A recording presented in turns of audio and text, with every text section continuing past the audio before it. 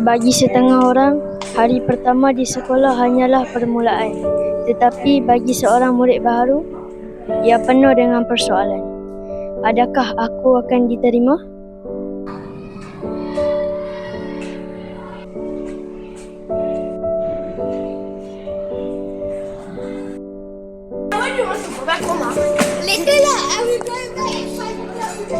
Kadang-kadang sikap tidak peduli lebih menyakitkan daripada kata-kata.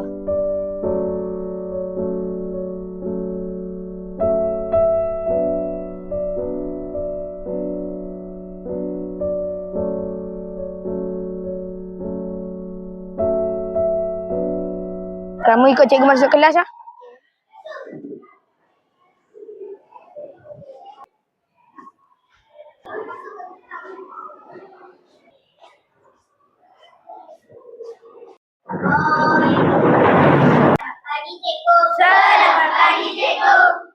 Okey kelas, hari ni kita ada kawan baru, nama dia Hakim. Hakim boleh pergi duduk sebelah Adam ya?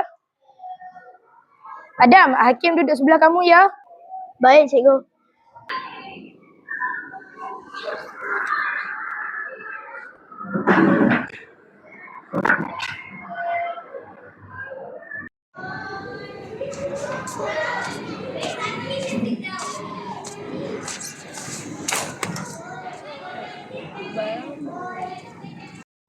Lemak je tu pula.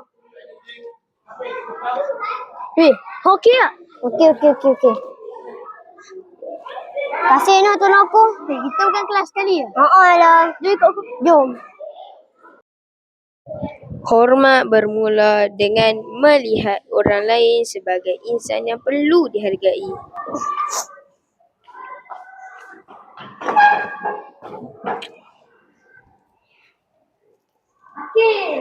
Ya. Jom makan sekali. Tak apa ke? Tak apa. Lagi ramai lagi senang. Jom lah. Kenapa? Menghormati seseorang kadang-kadang hanya memerlukan satu perlawanan. Hakim. Jom kita naik kelas sama-sama. Jom. Hormat bukan tentang membalas layanan, tetapi memilih untuk melakukan perkara yang betul.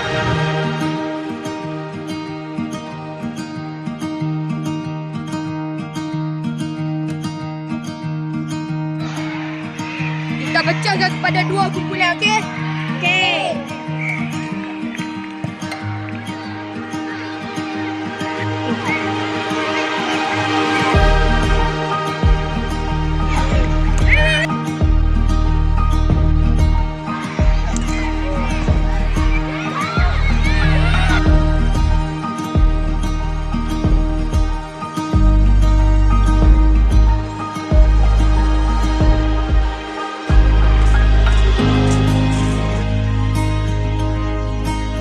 Senyuman, salam, tolong, terima kasih, maaf, semua itu bermula daripada rasa hormat.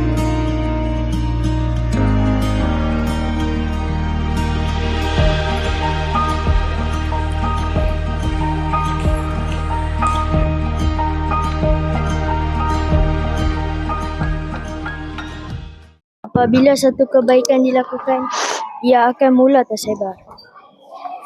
Aduh. Okey lah. Aduh, ingat ada orang. Habis otak aku.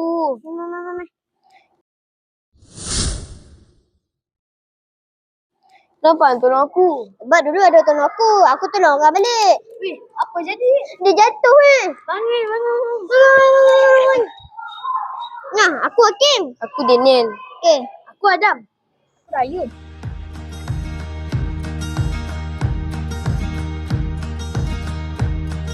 Hormat tidak memerlukan wang, tidak memerlukan ganjaran, tetapi mampu mengubah seseorang. Mulakan hari ini, mulakan dengan diri sendiri.